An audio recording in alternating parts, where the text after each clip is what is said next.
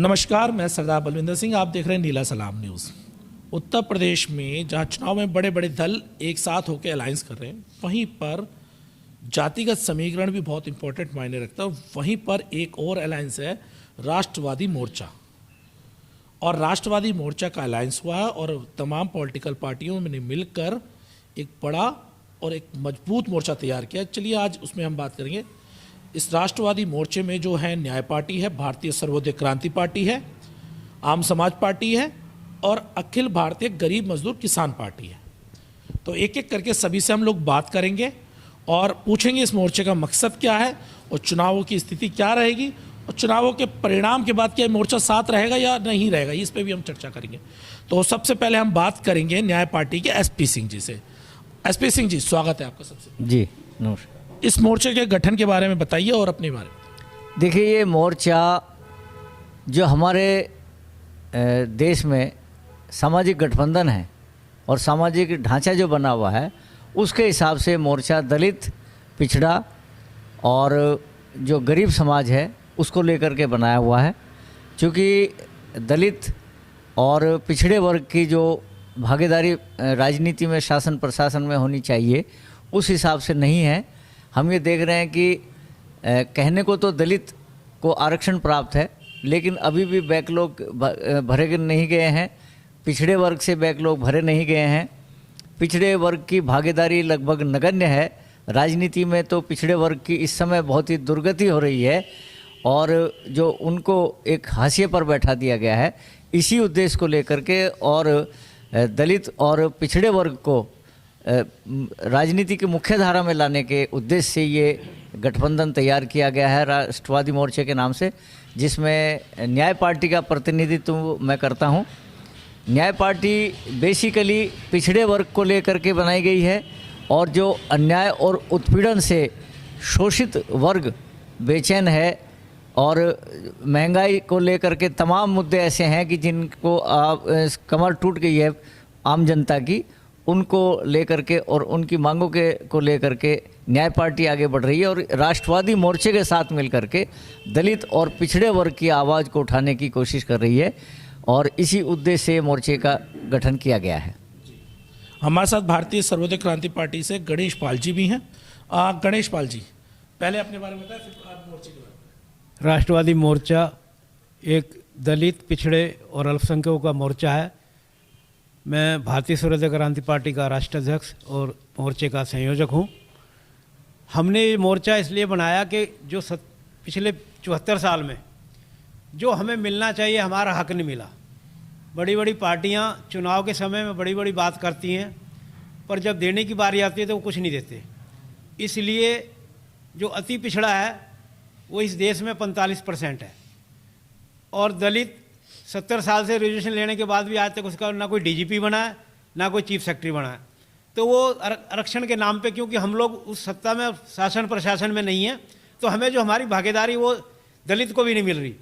तो हम उस भागीदारी के लिए हमने संकल्प किया है, हमने ये मोर्चा बनाया है कि हम उस भागीदारी को जो हमारे लोगों को नहीं मिल रहा, उसे शासन और प्रशासन में दोनों में दिलवाएंगे।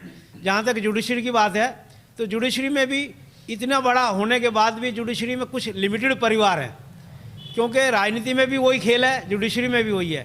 देश आज़ाद हुआ है पर हमारे लिए नहीं।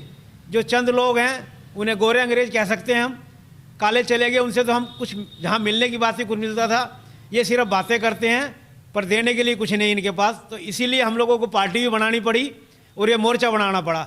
ये मोर्चा आने वाले चुनाव में अपनी ताकत दिखाएगा और हम इस मोर्चे को लंबा चलाएंगे, क्योंकि जो दलित और पिछड़े लोग हैं वो इतनी जल्दी इकट्ठे नहीं होते, क्योंकि बहुत कमज़ोर होते हैं, चुनाव के उसमें बहकावे में आ जाते हैं। तो उसको देखते हुए हमने इस मोर्चे का गठन किया है। इस मोर्चे को हम लंबा ले जाएंगे और इसमें सत्ता का परिवर्तन करेंगे। हम चाहते हैं कि इस यूपी के चुनाव में और जो 5 स्टेट में चुनाव हैं उनमें मोर्चा अपनी हिस्सेदारी करे और उसमें प्रतिनिधि मिले। हमारा ये प्रयास होगा कि हमारे मोर्चे से कोई भी साथी जो जीतता है वो हमारा इसका एक संकल्प होगा। जो हम प्रत्याशी लड़ाएंगे उनसे भी हम ये वादा करेंगे कि आप जो हमारे मोर्चे की नीति है उस नीति पे काम करेंगे, तभी आप मोर्चे से लड़ाए जाएंगे। तो हम चाहते हैं कि हम इस मोर्चे को मजबूती के साथ आगे बढ़ाएं और इससे जो हमारे दलित और पिछड़े लोग हैं उनको हम न्याय दिला सकें, इसलिए ये राष्ट्रवादी मोर्चा बनाया गया। आम समाज पार्टी से हमारे साथ मोतीराम कश्यप जी है। जी सर, क्या कहेंगे आप? देखिए सर, हम लोग जो हैं राष्ट्रवादी मोर्चे का गठन करके जो आज तक वंचित हैं, राजनीति में भी, सत्ता से भी, और जो है नौकरियों में भी आर्थिक वंचित हैं, उन लोगों की लड़ाई लड़ने के लिए हम लोग इकट्ठा हुए हैं। और लड़ाई जो है हम किस तरह से लड़ सकते हैं, जब तक हम सत्ता में नहीं होंगे तब तक हम उनके हक अधिकार के लिए जो है कुछ कर नहीं सकते। और मोर्चे का गठन करके हम लोग जो है अपने उम्मीदवार उतारेंगे यहाँ पे पश्चिमी उत्तर प्रदेश की सभी सीटों पे, और उत्तर प्रदेश में जहाँ तक भी हमसे जो है संभव होगा ज़्यादा से ज़्यादा उम्मीदवार उतार के जितने भी हमारे जीतेंगे सत्ता में शामिल होने की कोशिश करेंगे। क्योंकि और बड़ी पार्टियां हैं जो भी सत्ता में जाएंगी, हो सकता है गठबंधन किसी से हो जाए या आगे जो हमारी आवश्यकता किसी को पड़ जाए, और हम सत्ता में रह के ही जो है अपने लोगों का हक अधिकार की लड़ाई लड़ेंगे। और सत्ता तक पहुंचना ही राष्ट्रवादी मोर्चे का एक जो है मोटिव है, मकसद है। और गरीब कमज़ोरों की, दलितों की लड़ाई लड़ना और उनको जो है अधिकार दिलाना, हम लोग जो है पूरे ताकत के साथ में ये काम करेंगे। और राष्ट्रवादी मोर्चा जो है हमने नाम रखा है, बहुत सोच समझ के रखा है राष्ट्रवादी मोर्चा, क्योंकि बहुत सारे मोर्चे पहले से काम कर रहे हैं। जो आज जो सत्ता में पार्टी है, जो केंद्र में भी है, प्रदेश में भी है, वो राष्ट्रवाद का एक बहुत बड़ा नारा देती है, ढोंगबाजी करती है। वे बताते हैं कि हम राष्ट्रवादी हैं, लेकिन उनके राष्ट्रवाद का सबको पता है वे कौन से वाले राष्ट्रवादी हैं। झूठे राष्ट्रवादी हैं, झूठा राष्ट्रवाद है उनका। क्योंकि जितने भी जो हैं इस देश को नुकसान देने वाले हैं वे वही लोग हैं जो राष्ट्रवादी होने का ढोंग करते हैं। आप देखो, यहाँ से जो है धन लूट के विदेशों में भाग रहे हैं, काला धन सबसे ज़्यादा उनके पास होगा। अगर बैकवर्ड के किसी आदमी के पास आप बता दें कि इन्होंने काला धन इकट्ठा कर रखा, कहीं भी नहीं मिलेगा, चाहे कितना खोज लो। हम इसलिए उन लोगों के झूठे राष्ट्रवाद के मुकाबले में हमने अपने मोर्चे का नाम राष्ट्रवादी मोर्चा रखा है। हमारे साथ अखिल भारतीय गरीब मजदूर किसान पार्टी से वीर सिंह जी हैं। वीर सिंह जी, क्या कहेंगे सर? मेरा नाम चौधरी वीर सेन सीलन है और मैं राष्ट्रवादी मोर्चे में एक घटक दल के रूप में हम जुड़े हुए हैं। हम चाहते हैं कि जो 75 साल से देश में जनता के प्रति अन्याय, अत्याचार, दलितों को परेशान करना, उनके हक से वंचित रखना, और ख़ासकर पश्चिम उत्तर प्रदेश का जो मामला है हाई कोर्ट बेंच का, हम चाहते हैं कि हाई कोर्ट बेंच मेरठ के अंदर बने और जनता को सस्ता सुलभ न्याय दिलवाने की हम कोशिश करेंगे। अगर हमारी सरकार आएगी तो हम जो वादे करेंगे जनता के साथ उनको पूरे करेंगे। अंत में आपसे एसपी सिंह जी, आपसे आखिरी में सवाल लूँगा। क्यों ऐसा लगता है कि जो ओबीसी वर्ग है या दलित वर्ग है उसे न्याय नहीं मिल पा रहा है? सरकार में अगर हम बात करें, दलित समाज की भी पार्टी रही, ओबीसी समाज की भी पार्टी रही और सवर्ण समाज की भी पार्टी रही, तो क्या कारण है ये जो अभी तक पॉलिटिकल पार्टियां हैं, जितनी बनी हैं, बड़े बड़े जो पार्टियां देश में चल रही हैं अभी करंट में, वो आप लोगों को न्याय नहीं दे रही, इसलिए आप लोगों को इस अलायंस को बनाना पड़ा? और क्या स्थिति रहेगी इस चुनाव में? जी धन्यवाद। देखिए, दलित समाज की पार्टी भी बनी हुई हैं और पिछड़े समाज की पार्टी के रूप में जो पार्टियां काम कर रही हैं, अपने आप को पिछड़े समाज के लिए बताती हैं, लेकिन उनके आप इतिहास देखें तो वो परिवारवाद को पोषित करती हुई पार्टियां रही हैं। जो नाम लिया पिछड़े वर्ग का, लेकिन उन्होंने परिवारवाद को बढ़ावा दिया। किसी जो दलित समाज की पार्टी नहीं है, किसी ने पूंजीवाद को बढ़ावा दिया और कहीं न कहीं जाकर के अपने जो प्रारंभिक समझौते थे, बाबा साहब डॉक्टर भीमराव अंबेडकर जी का जो सामाजिक न्याय का जो मुद्दा था और जो संविधान में भी उन्होंने रखा हुआ है प्रमुख रूप से सभी को बराबरी का अधिकार देते हुए, और गरीब वर्ग को ऊंचा उठाने के लिए जो उन्होंने विशेष रियायतें देने का जो प्रावधान संविधान में रखा हुआ है, उन्होंने उनका पालन नहीं किया। जो सबसे बड़ी पार्टी है, अभी उन्होंने पिछड़े वर्ग के लिए एक संशोधन किया है, 127वां संशोधन।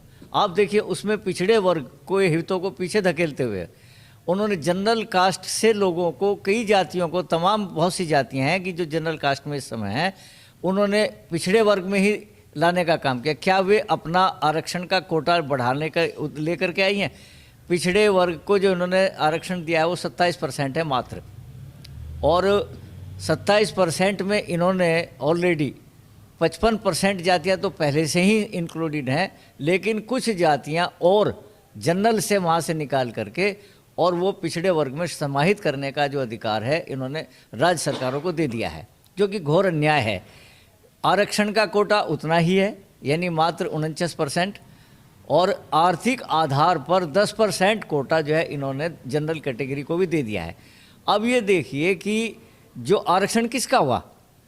आरक्षण हुआ मात्र 24% की आबादी के लिए, जो है 50% सीटें, और जो 85% जो आबादी है उसके लिए आरक्षण हुआ मात्र 49%।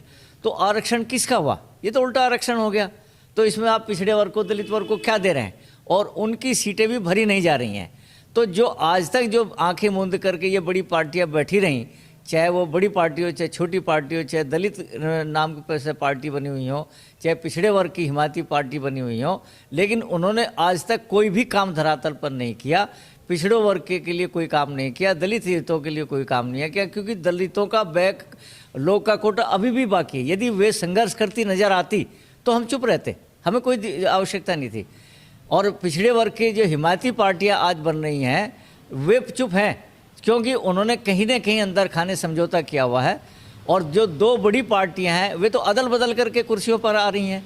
एक पार्टी जाती है, दूसरी पार्टी आ जाती है, तीसरी पार्टी आने का नाम ही नहीं, क्योंकि विचारधारा उनकी सेम है। उनके जो अंदर जो नेता काम कर रहे हैं वे नेताओं की अदला बदली करते हैं, विचारधाराओं का कोई उनके यहाँ महत्व नहीं है। वो केवल सत्ता प्राप्ति के लिए इधर से पाला बदल के उधर चले जाते हैं, उधर से पाला बदल के इधर चले जाते हैं। तो उनका एक सत्ता का खेल है ये। पिछड़े वर्ग के लिए, दलित वर्ग के लिए उनका ना कोई सोच है, ना कोई उनकी देन है। वे केवल पिछड़े वर्ग के और दलित वर्ग के हितों से समझौता कर रहे हैं, उनके साथ अन्याय कर रहे हैं। इसी वजह से ये राष्ट्रवादी मोर्चा बनाने की स्थिति पैदा हुई है। और हम दलित और पिछड़े वर्गों के लिए जो उन्हें आज तक नहीं मिला है उसे दिलाने की कोशिश करेंगे। और ये मोर्चा चुनाव से पहले रहेगा, चुनाव के बाद में भी रहेगा। हम चाहे कहीं भी रहें, लेकिन हम मिलकर के संघर्ष करते रहेंगे दलित और पिछड़े वर्ग के हितों के लिए। ये हमारा कहना है, ये हमारा संकल्प है। बहुत बहुत धन्यवाद समय देने के लिए।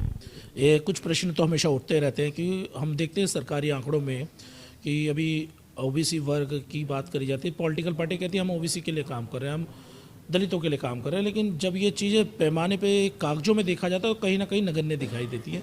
हाल में ही अगर हम बात करें जेएनयू में, जिस तरह से अभी हमने एक कार्यक्रम किया जनेऊ लीला के ऊपर, तो उसमें ओबीसी वर्ग के बच्चों को जो मार्क्स दिए गए, यानी एग्ज़ाम में, रिटर्न एग्ज़ाम में वो रैंक ले रहे हैं, तीसरी चौथी रैंक ले रहे हैं, लेकिन जैसे ही उनके एग्ज़ाम होता है, हम कहते हैं इंटरव्यू होता है, इंटरव्यू में उन्हें नंबर दिया जाता है 1 नंबर, 2 नंबर, 3 नंबर, जिसकी वजह से उन्हें रिजेक्ट कर दिया जाता है। तो ऐसी स्थिति चाहे ये सरकार रही है, कोई भी सरकार रही हो, उनमें रहा है।